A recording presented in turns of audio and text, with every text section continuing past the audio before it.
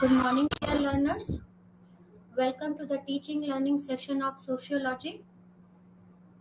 In our previous lecture, we started discussing about Marx. In that lecture, we discussed about the biographical sketch of the Marx and we discussed the few concepts and writings of the Karl Marx.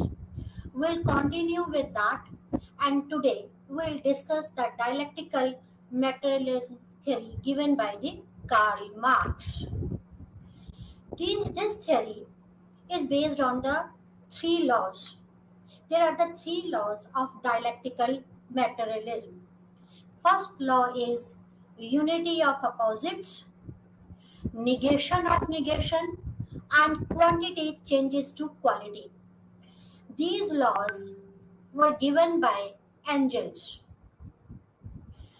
Three laws on which dialectical materialism is based is unity of opposites, negation of negation, and quantity changes to quality. Karl Marx was lived in the era of industrial capitalism.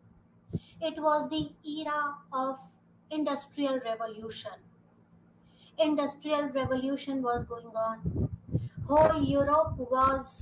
There was a turmoil in whole Europe. Industrial capitalism is the byproduct of industrial revolution. There were some ill effects of industrial revolution or capitalism. Karl Marx was observing those conditions or those ill effects. Those ill effects of industrial capitalism or revolutions were poor conditions of the working class. The working class the conditions of the working class was very poor. They were living in slums. They were forced to live in slums. Capitalists were paying them less wages to earn more profits. Poverty was there.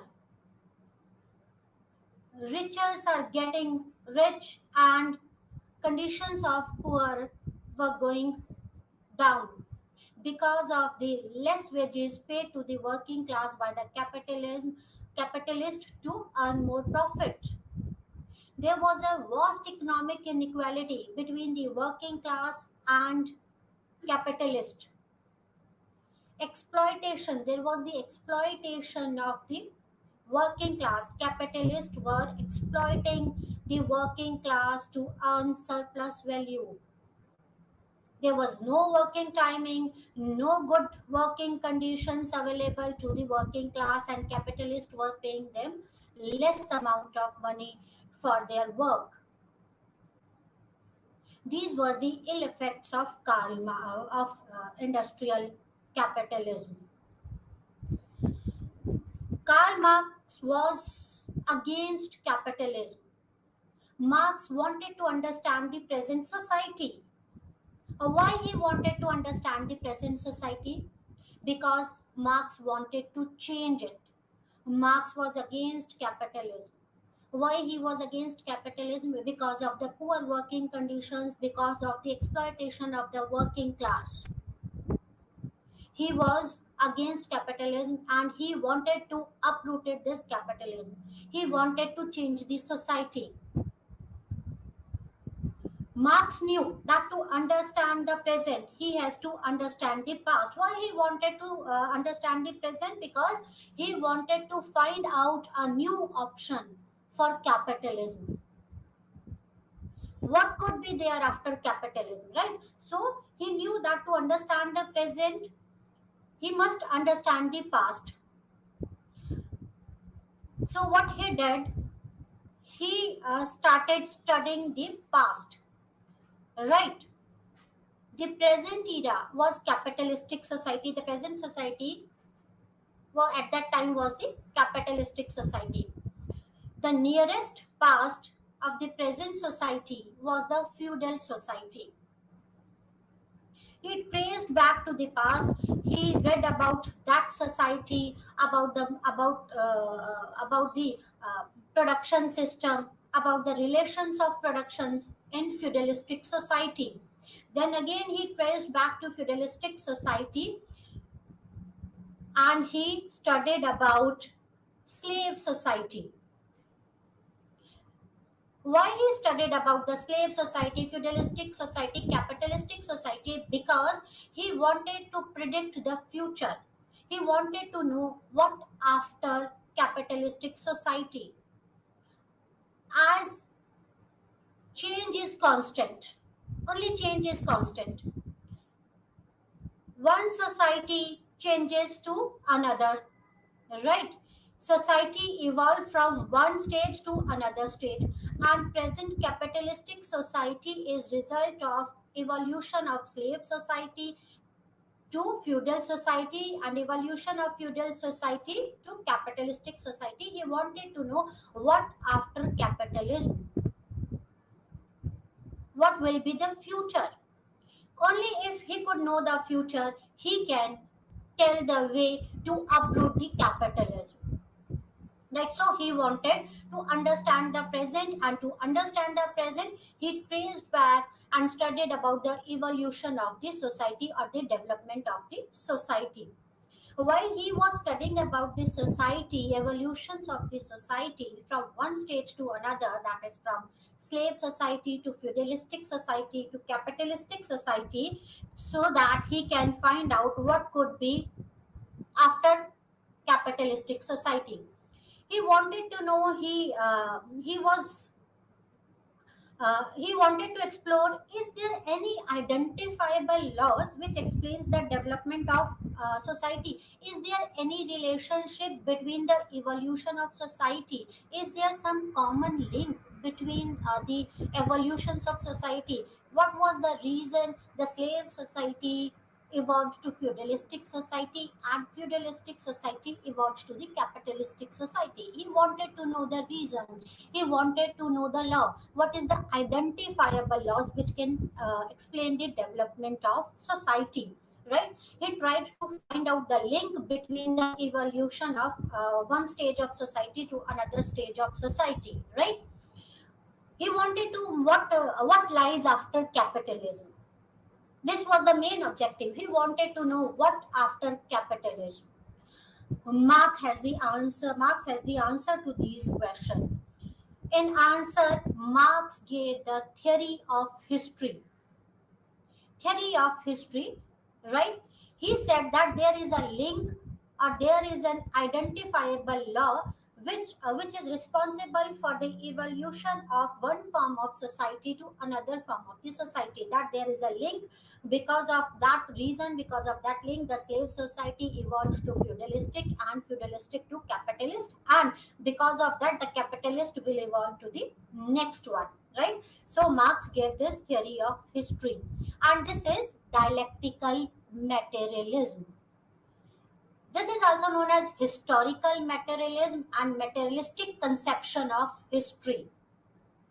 Historical materialism, as I told you in our last lecture, why he called it historical materialism, because he studied the past, he studied the history, he studied the how the one society evolved from one stage to another stage.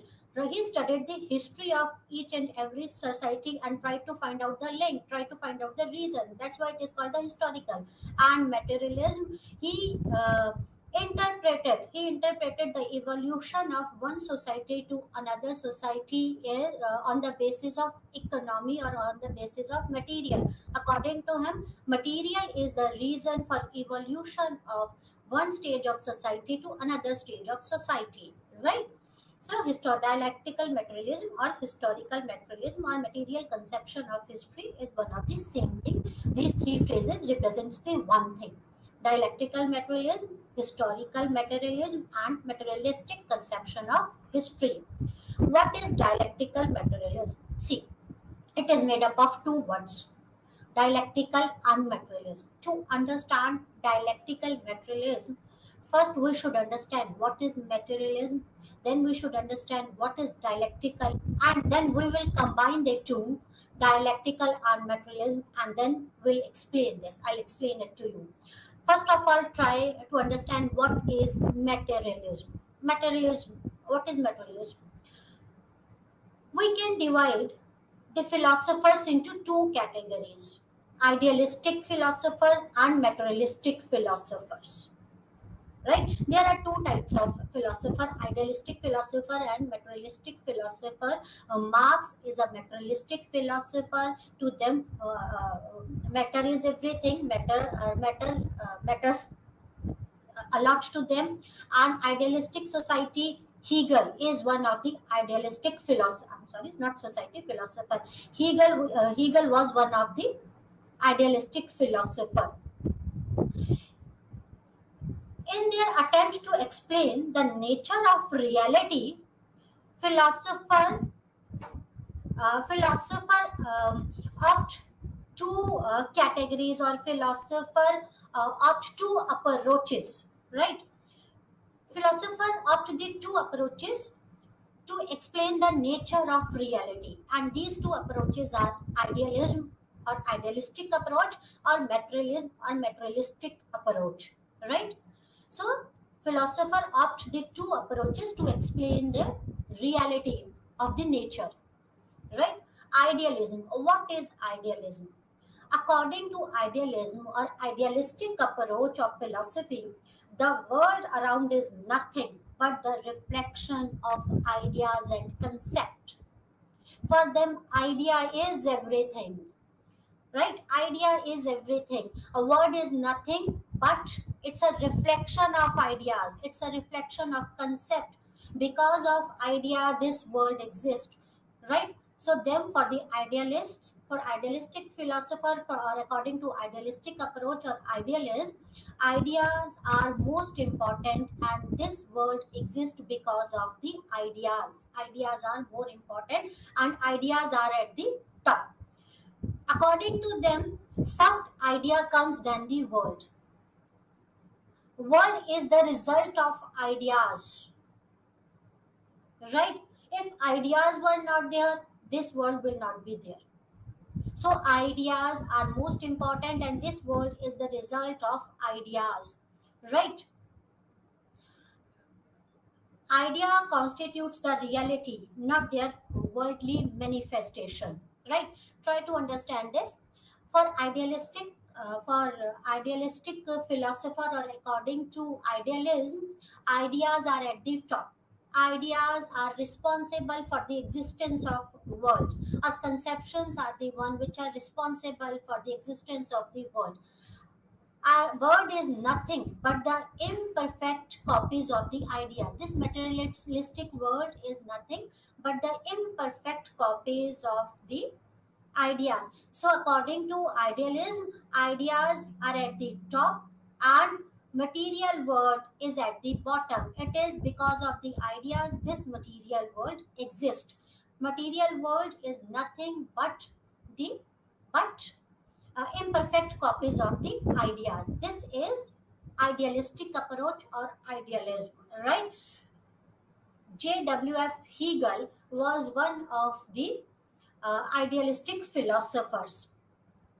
What is materialism? Karl Marx is one of the materialistic philosopher. According to materialistic philosophy or materialism, what is real in the material world? What is real is the material world, and not the and ideas are just reflections of it. According to materialistic approach or materialism, what is real is material world. Material world matters a lot, and ideas are just the reflection of material world. It is not because of the ideas the world exists. It is because of the material world the ideas come into human's mind. Right? So according to this is opposite to idealistic approach. Right? According to idealistic approach, ideas are at the top. According to materialistic approach, materialistic world is at the top, and because of the materialistic world the ideas exist or the ideas comes. So, what is real is the material world, and ideas are just reflection of it. But if ideas are there, according to materialism, it is not like that. Ideas doesn't exist. Ideas exist, but because of the material world, the ideas exist in material world. According to materialism, first comes the world, then the ideas. The world comes first, and then the ideas. Right? Our ideas and concepts depend upon how we are and where we live, who we are and where we live. Uh, it is not the consciousness which decides our existence in the material world, or our material existence, but it is material existence which decides our ideas. Right, it's material existence which decides our ideas according to materialism. So the ideas and concepts depends on who we are and where we live. For materialistic, or according to materialistic approach, material world is at the top, and the world, look at it, the world which we can see, which we can feel, which we can touch. Right, when we look at the things, when we look the things around us, then the ideas and concepts come in our mind.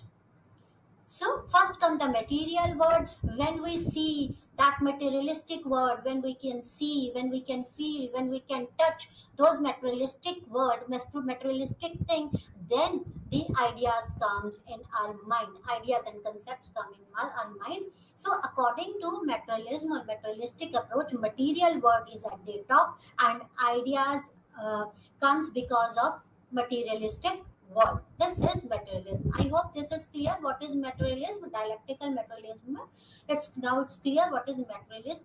There is a difference between the idealistic approach and materialistic approach. According to idealistic approach, ideas are most important, and according to materialistic approach, matter is important. Right?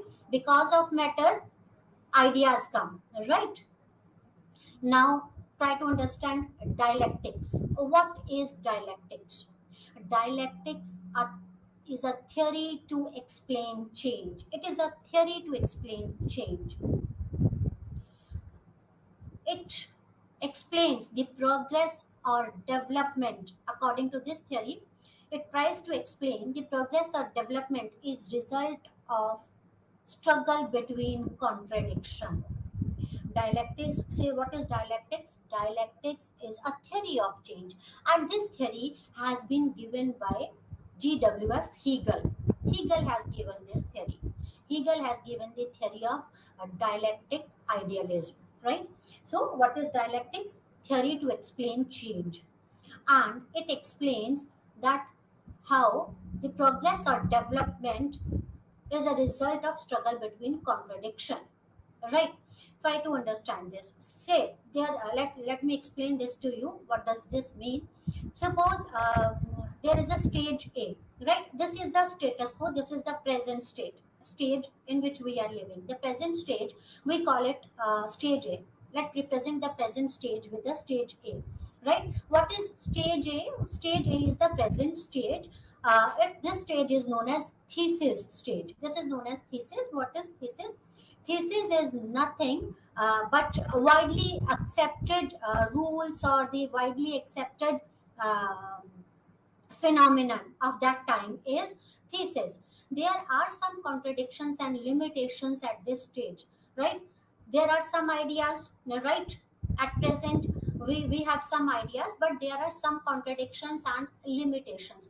But these contradictions and limitations are not visible right now, right? We are not able to see these limitations and contradictions, right? So this stage, the present stage, is known as thesis stage. With passage of time, right, with passage of time, these contradictions and limitations of thesis stage will be visible, right? Then there will be A reactionary stage. A reactionary stage will evolve because of the contradictions and limitations of stage A, and this contradictory stage or reactionary stage is known as stage B or antithesis stage. Let's call it stage B. The name of this stage B is antithesis stage. Right? This is antithesis stage. This stage is the result of contradictions and limitations of the thesis stage. This is a reactionary stage. In reaction of the contradiction and limitation, a new stage developed, and this stage is known as antithesis stage. And this is what antithesis stage is. What this is the counter ideas or contradictory ideas of the thesis stage. Right now there will be conflict between the thesis and antithesis stage. There will be conflict between the thesis and antithesis stage, although there will be contradictions and limitation in antithesis stage, but it will be lesser than the stage A. Right? It will be lesser than the stage A. Contradictions will be there in antithesis stage, but it will be lesser than the stage A, than the thesis stage. Now there will be conflict between the thesis and antithesis stage. With passage of time, a new stage will appear, and this stage is stage C and is known as synthesis stage. This is a progressive or development stage. Because of the contradiction between the thesis and antithesis, a new stage develops, and that stage is known as synthesis stage. And this stage is the progress or the development. New ideas come up. When there will be contradiction, new ideas will come up. There will be contradictions in stage C also, but it will be lesser than the stage B and stage A. Contradictions will be there, limitations will be there in synthesis stage, but lesser than the stage B and the stage A. And this process will continue until and unless we will reach to the perfect stage. Right? After some time, the synthesis will become the thesis, that is the present stage, that widely accepted stage. Then antithesis will develop as a reaction to the thesis stage, and then there will be new synthesis, and then that synthesis will become the thesis and antithesis and synthesis. This process, this is a cyclic process and will continue until and unless we will reach to a perfect stage. Now what is a perfect stage? Questionable, right? So this is dialectics, a theory to explain change. This is how evolution occurs, or this is how changes happen or occurs. That is thesis stage. Then comes a reactionary stage known as antithesis stage, and the developmental stage, that is the progress stage. Then that progress stage becomes thesis stage, right? Hegel explained this given this theory of dialectical idealism, right? According to Hegel, right, these stages, thesis stage, antithesis stage, and synthesis stage appear because of ideas, because of change in ideas. Like according to Hegel, each stage, ideas are responsible for the changes. Ideas are responsible for thesis stage, then the new ideas emerge.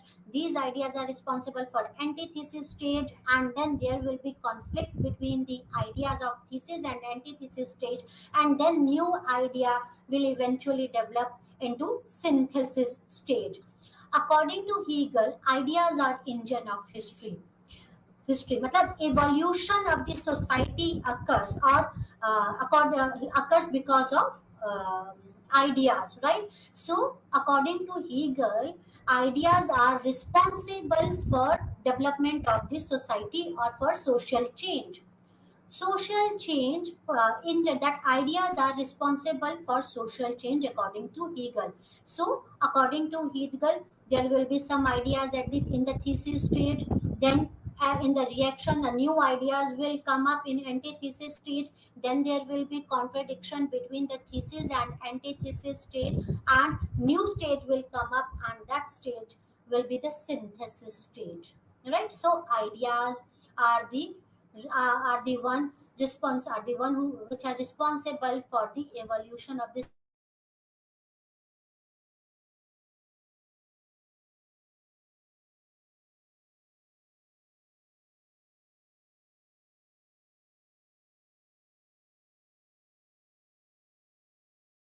That is, change is because of ideas. After this, Marx borrowed this concept, dialectical concept, from Hegel. Right? Marx borrowed this theory from the Hegel, but from Hegel. Okay, the critics. Let me add one point for this Hegel. Critics asked the Hegel, this process is like infinite process, right? That thesis, synthesis, and antithesis and synthesis, then thesis, synthesis, antithesis and synthesis. It is like infinite solution. When will it end? What is the end of this process? When will we reach at that perfect state? Then Hegel replied, God is the ultimate thing, that he is the only one who is ideal. So this theory is non-scientific theory, but materialistic theory, a dialectical materialistic theory, is known as scientific theory. Right? Karl Marx borrowed this concept from Hegel, but he replaced the ideas with classes or matter. According to Hegel, according to Marx, I'm sorry, according to Marx,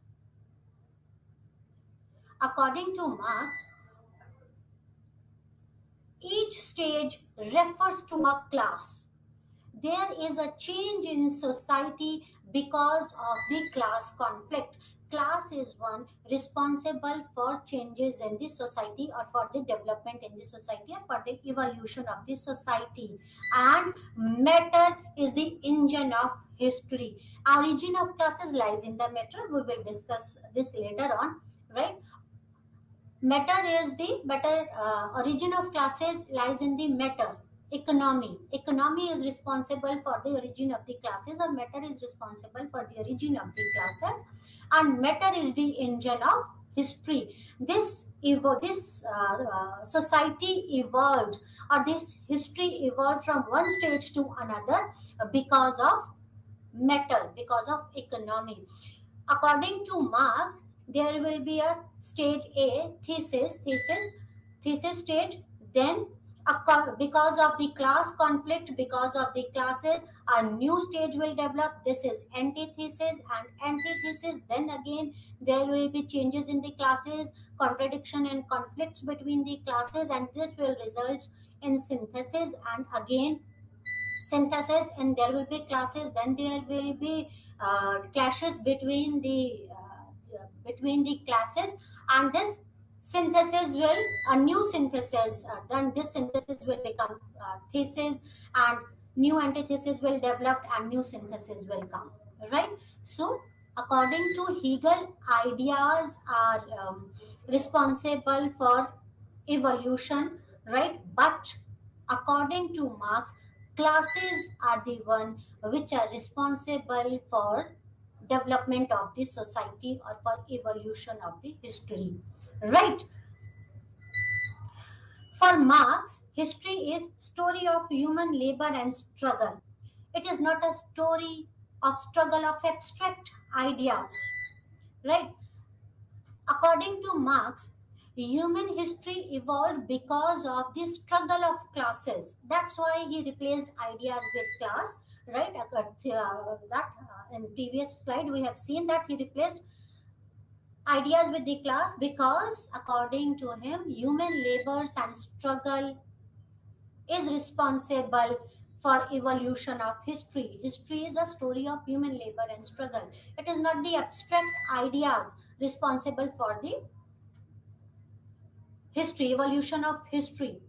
Struggle for survival. Human beings struggle for survival. They struggle against the nature for their survival.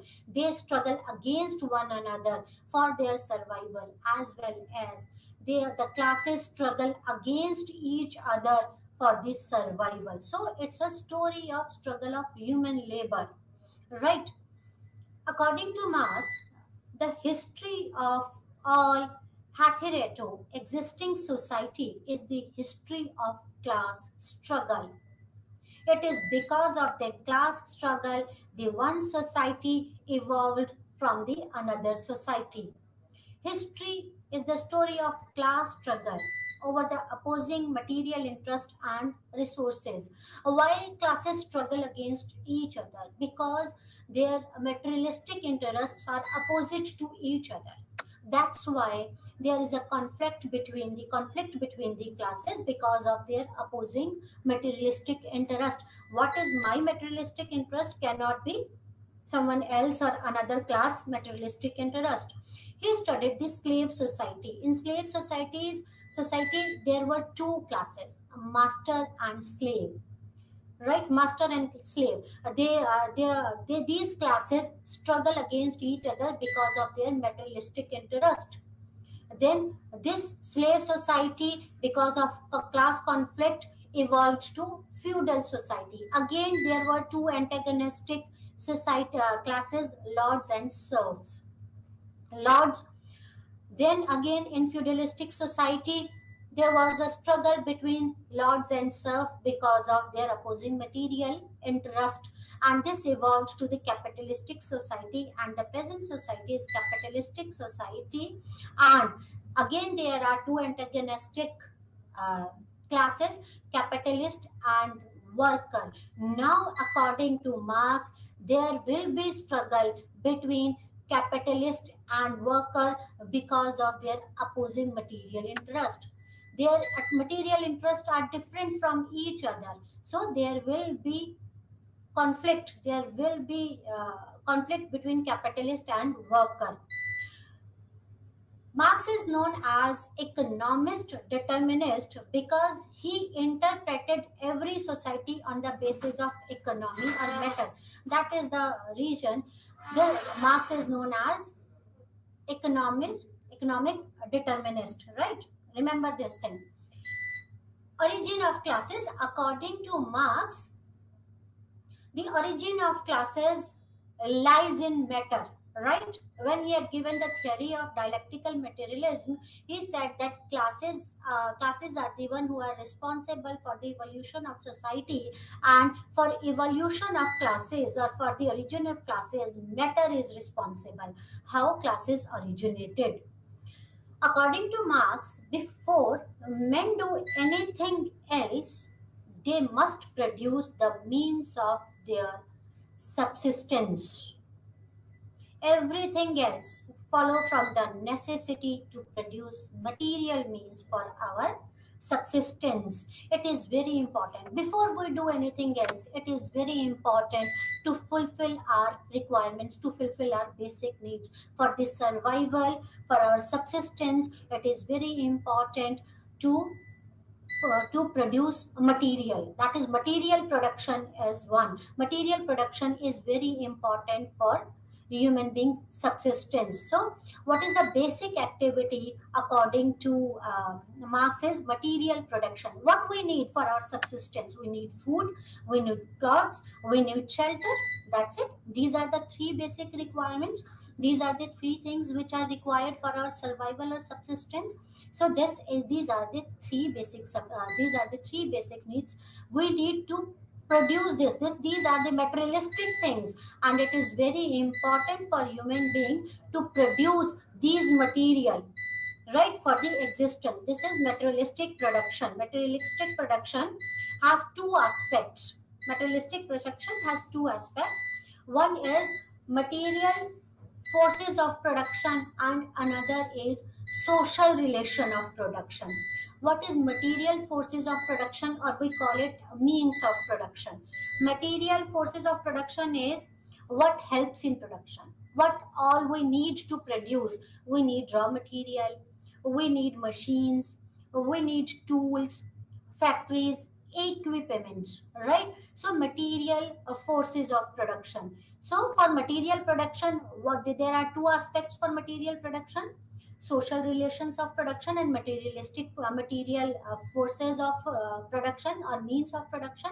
Means of production is what all helps in production, whether it's a raw material, machinery, tools, factories, equipments. Next, the another aspect of material production is social relation of production. What is social relations of production? Social relation of production means how you are related to the forces of production or means of productions.